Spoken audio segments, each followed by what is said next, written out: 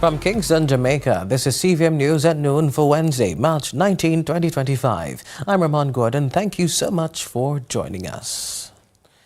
Christiana High School in Manchester is grieving the loss of 18-year-old footballer Adriana Jeffrey, who died on Tuesday.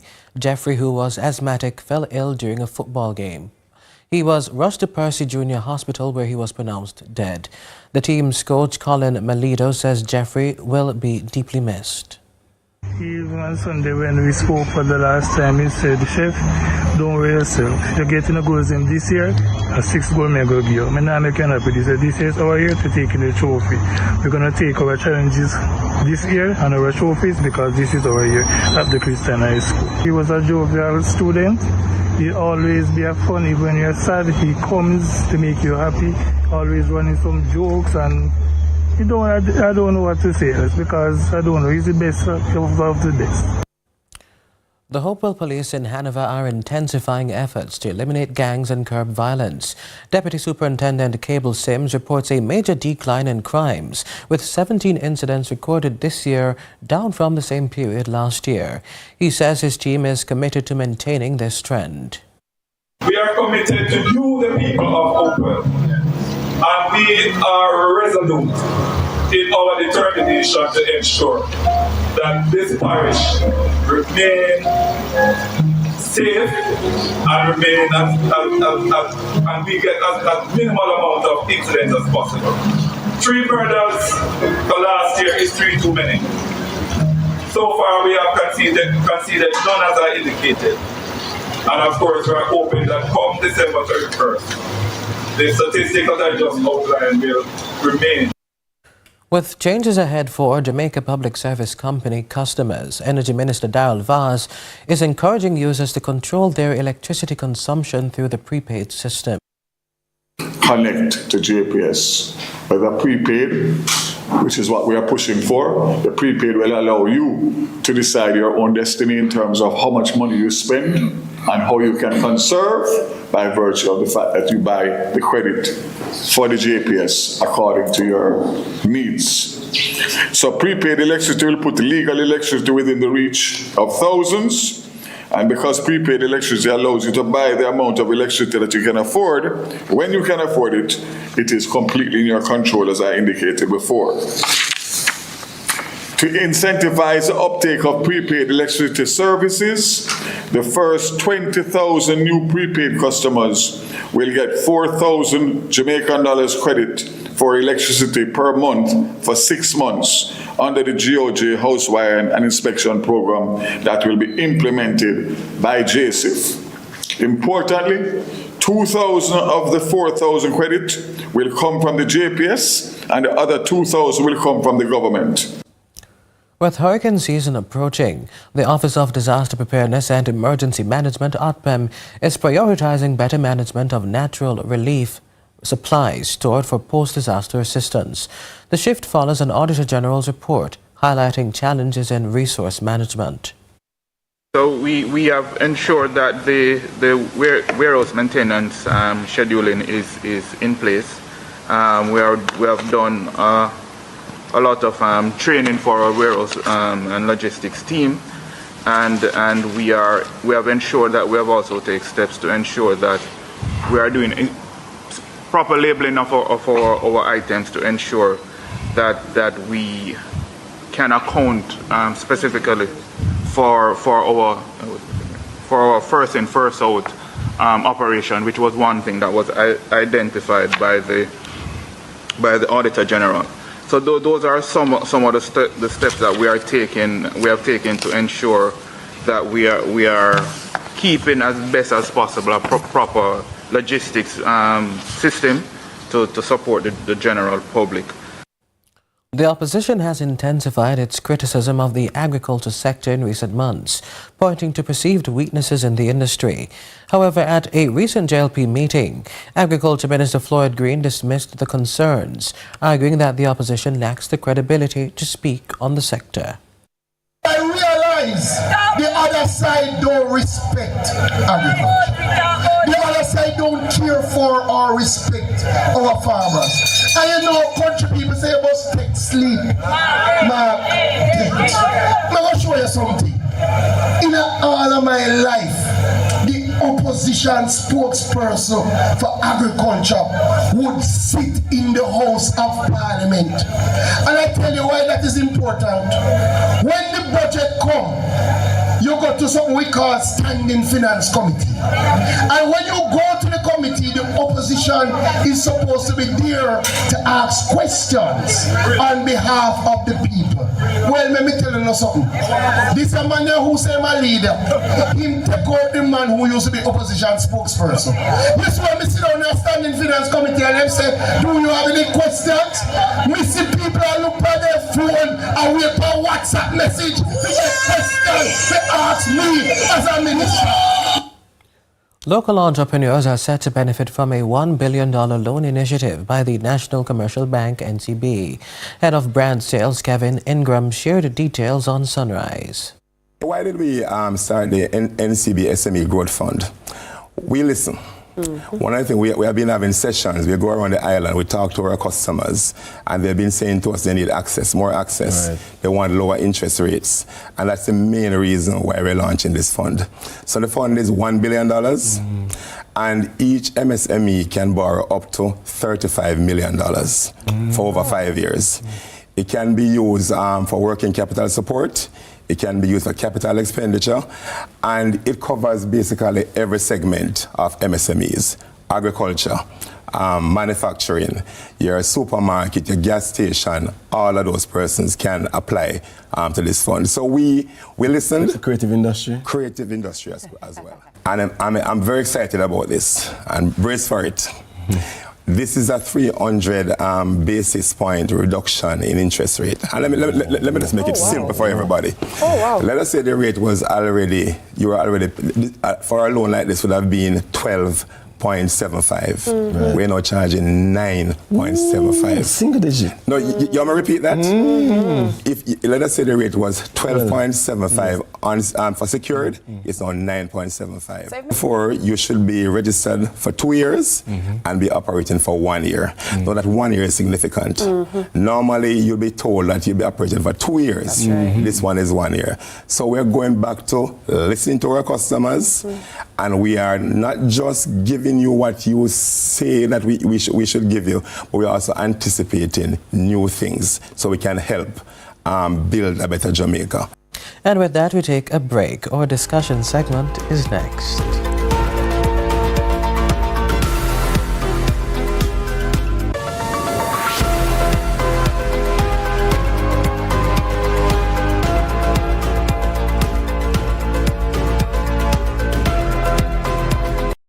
In need of a loan? AIM Financial is the place to go. We have loans from $20,000 to $3.3 million. Get a loan to pay school or college tuition, medical expenses, bills, fix up your house, buy furniture and appliances, repair or buy a car. And when you're done, take a vacation loan. AIM has a loan for any purpose. Call AIM today. You won't find a better deal elsewhere. Guaranteed. We love our country. Like you, we take pride in building Jamaica. The resilience of our people is cemented in our products, built to last for generations. Laying the foundation for thriving communities, we're committed to excellence and quality. Quality products, quality relationships. We're all proud Jamaicans, working hard, doing good, building a sustainable future for all. That same unbeatable spirit runs through us. We are made of Jamaica.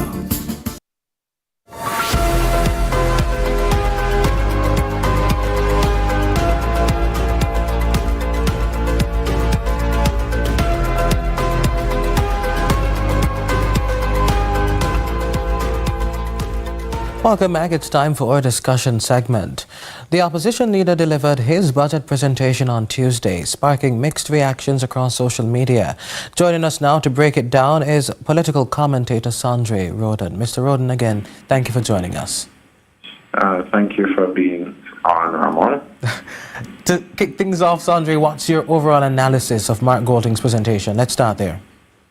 Well, to be honest, this year has to be the year that Mark Golding would have come out at the top of his game. It was a pretty lengthy presentation, but I believe that he really came out at his best as it relates to his presentation capabilities, because he really hit not just general policy points, but he did come off highly political as well, which says more than anything else that we are indeed in the silly season. Right. And he had to not only state policy positions but also state political positions, which came out a lot in his speech. I think he said a lot. He said a whole lot. Right. And he tried to look at different areas: energy, education, housing, crime, constitutional reform.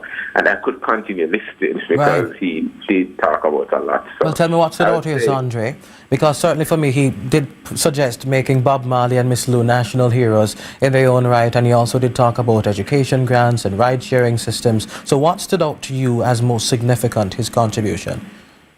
I think if we're being honest with ourselves, we'd see that a lot of things that are proposed, especially by oppositions by and large, are things that are already being considered by governments, by agencies, by ministries, etc. So there are a number of things that would have been in the speech that if you do some searches, you might find a program or two already being implemented. But Because even one, Sanjay, I might have to add, the program on efficiency. The Prime Minister appointed a minister with responsibility for same just recently to oversee cutting bureaucratic red tape. But that was one of the proposals that Golding was selling in his presentation yesterday, correct? Right, and not only that, he said he would lead the charge. You know, that's what he said. He would lead the charge. But not only that, the Prime Minister announced that SPEED, a committee called SPEED as well earlier this year. But what I'm saying, though, as it relates to housing, there is, I think that's a major point that came out of the opposition leader's speech. And the housing point is a point where I think he would have scored marks on, because he would have proposed basically different plan in a way for how the PNP would look at getting housing to younger people and look at how they'd be getting housing to civil servants, etc. Now, mind you, despite the fact that that's different, and it may be different from the government's own plans, remember that the government also is doing a bunch of things as it relates to housing. You know, there's a NSHP, there are different houses being built, there's Bernard Lodge, there's a bunch of housing projects that we know of that exist. So what it really comes down to is the nitty-gritty of those policies, because the policy prescriptions were very, at a high level, and I guess people say, well, it's a budget presentation, what do you expect? But for some of the major things that he announced or exclaimed, I feel that there would have been a need to particularly drill down on how he sees the spend going, or where is the money coming from, how will the money be spent, and how do you see? Now, for the housing, which is why I drilled down on that one, he particularly spoke about a policy shift as it relates to taking, ensuring that the government doesn't draw down on NHD funds. He spoke to that. So that is one thing where I said that he gets marks, because he actually looked at, oh, okay, so we're not going to draw down again, so we're going to use that funds to do X, Y, and Z. So that is something that I think most critics would have been looking for more of, like how you fund your education plans, how you fund your energy plans, etc. That is something we expect to see, and hopefully in the campaign they can drill down on the specifics of how their plans can actually be materialized. So we don't, as citizens, expect politicians just get up and just say, we're going to build a wall, or we're going to transform and give you 3,000 houses. That's how. Yes. And then when you form government, you look, the financial secretary shows you the books, and you're like, oh, we actually can't do that. You understand? So if we don't understand how it's being funded, you do put question marks beside the proposal. All right, Sandre, stick a pin right there. You're watching CVM News at Noon, and we're talking the opposition's leader's budget presentation. Stay with us. We'll be right back.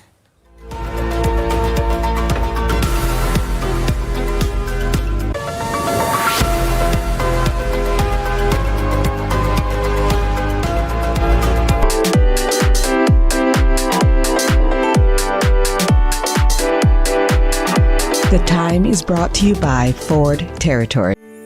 In a world where innovation meets tradition, agriculture is evolving like never before. From the latest sustainable farming technologies to age-old practices passed down through generation, agriculture is precious to me.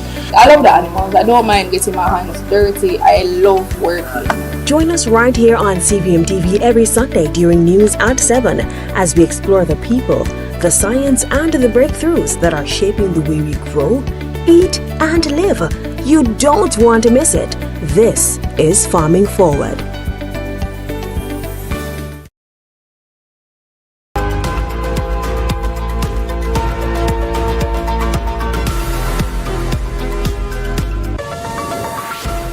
Welcome back. You're watching CVM News at Noon. Now, Sanjay, before you went to the break, you said that it's up to the opposition to prove that their plans at present are viable, especially fiscally, and safeguarding fiscal stability is one of the top priorities. Yes, from the proposals that you've outlined, from what we know, do they seem feasible, the plans that is? Honestly, I don't know if I have the information to say whether or not they seem feasible, because noting a concept idea, if you do any form of project management, which I have some experience in, noting a concept idea is one thing, but looking at a project proposal is another thing. And a project proposal has to be detailed, outlined, how you're going to spend it, where you're going to get the money from, how you're going to break down each item of spend, etc. So as it relates to policy ideas, as it relates to policy shifts that the opposition leader proposed, yes, doable. Parliamentarians, they sit in parliament as it is. So policy prescriptions are things that can be done as long as they have the support and it's something that works well and both sides are in agreement. Policy changes can happen as long as it benefits the Jamaican people. So his policy prescriptions, yes, as long as there are policy prescriptions that are present, fine. There is a dissonance, though, I think, in the society as it relates to the feelings of or the perception of whether or not there is an idea of how referendums in particular are considered by the opposition, because in the case of the constitutional reform, there's this concept of, oh, no, we should just change from the Privy Council. The governing Labour Party, Jamaica Labour Party is saying that, oh, no, but referendum. Opposition is saying no. Then they're saying that for Portman to be a parish, then we need referendum for both things. There is no need for a referendum, but then, there is that consideration of why, both sides are choosing one way versus the other. And it seems a little bit confusing for those who are, contemplating what the issues are. Because now we're wondering, opposition leader, are you with referendums or are you not for referendums for things that don't need referendums? Because these are proposals.